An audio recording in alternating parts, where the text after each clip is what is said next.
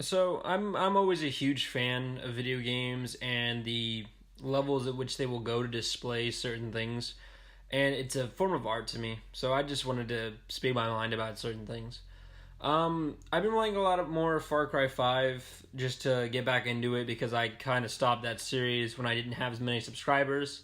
I doubled the subscribers now, so I feel more comfortable doing it again. But I wanted to talk about three things that I personally feel are just kind of an annoying thing that gamers have to deal with when it comes to political correctness and, you know, what that means to us, especially when we play video games. It's an escape from reality, a way for us to enjoy our day, feel a little bit more free.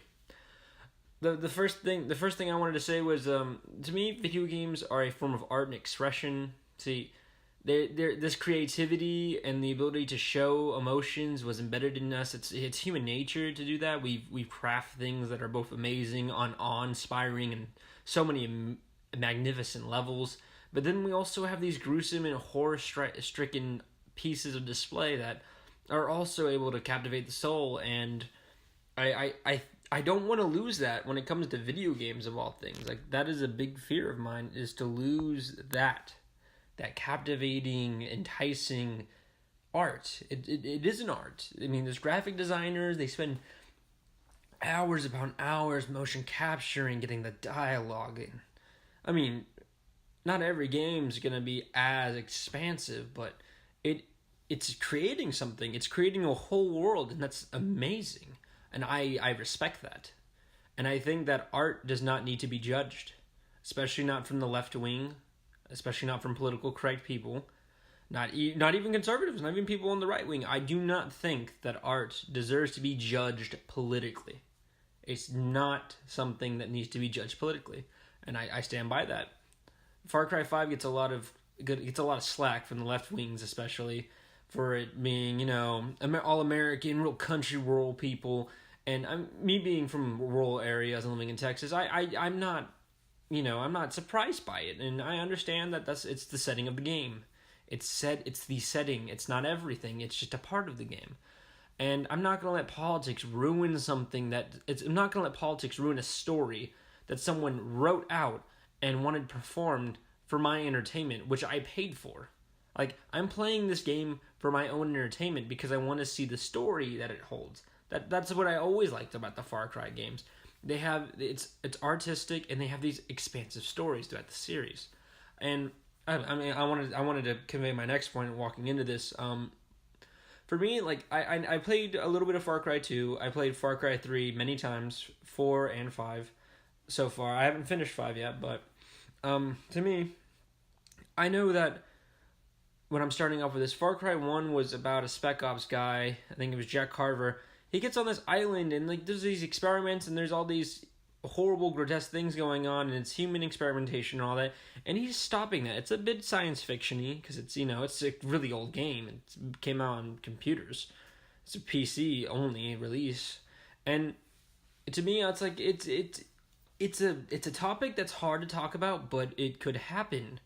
I mean, it's more scientific than the others, but it definitely is an interesting thing, and it touches on something that is a little bit grotesque in a way. For me, the second one, Far Cry 2, it talks about African warlords hunting in a mercenary, or you're a mercenary, like, you're actively getting paid to hunt and kill someone. I think his name was the Jackal or something like that. You're trying to find someone and kill them for the betterment of an African country, or just to get your paycheck, either way. That is something that has probably happened, that can happen. Malaria, that was a real thing. Malaria is a horrible disease. I mean, it's all throughout Far Cry 2, and it's referenced in Far Cry 3. The hardest difficulty is just called malaria.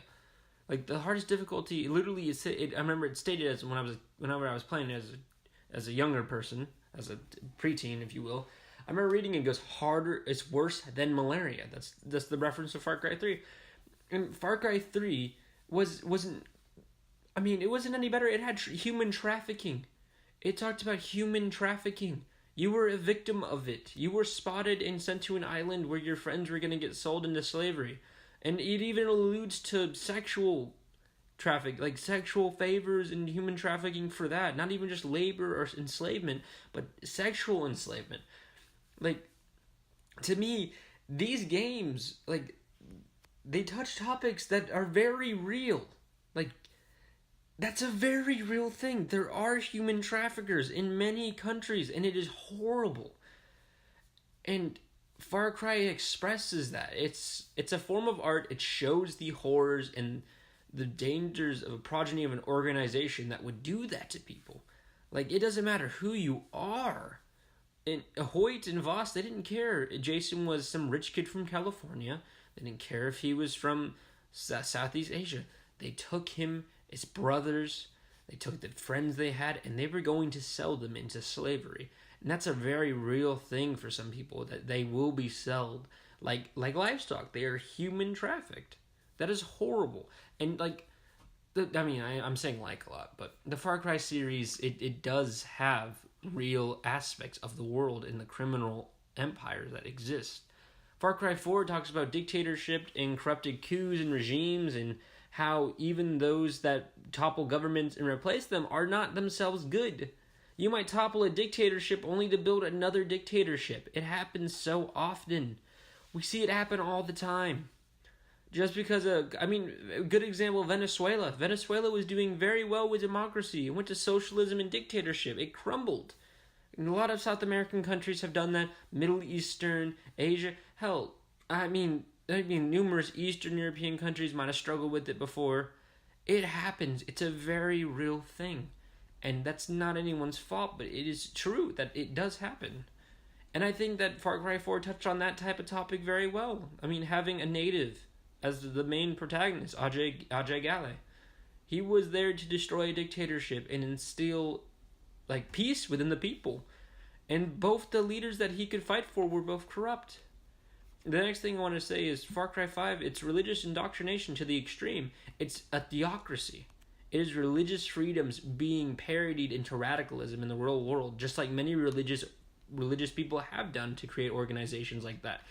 I'm not going to say a specific religion, but there are radicals in certain religious groups who would do something like this, who do this stuff in their own countries. And Far Cry 5 is a parody of that. These games have a theme that are very scary but very surreal. And I respect that because not a lot of people will touch on that. Honest to God, that's why I've always liked the Far Cry games. And I am so happy they released Far Cry 5. I do not believe they should have ever backed down. It's not a video game company's right to back down from creating something, especially something that is very real in our world today.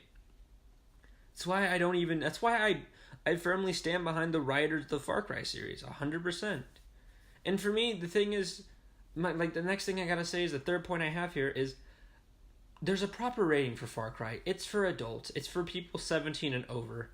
Okay? I as an adult, I went and bought Far Cry 5. I was 18 at the time. I walked in. I bought the game. I showed him my ID. I walked home with it. I played it. Regardless of my religious views, regardless of my upbringing, I did not find anything bad about it. It's a video game. That's the thing. At the end of the day, people have to remember. This is a video game. You are an adult. You can play this video game. If you are an adult and you cannot handle a game because of your political bias or your religious allocations or some other factor, I don't know if that seems like a level of immaturity. For example, when I go into a museum and I see art like that, like naked bodies and everything, I don't shun away. It's the human body. It's respectable. Someone created that. So why can't you treat this video game the same way? Why can't you treat this game as a piece of art rather than your political statement? That is all I have to say about video games and political culture, guys. It needs to stop. Politics does not belong in video games.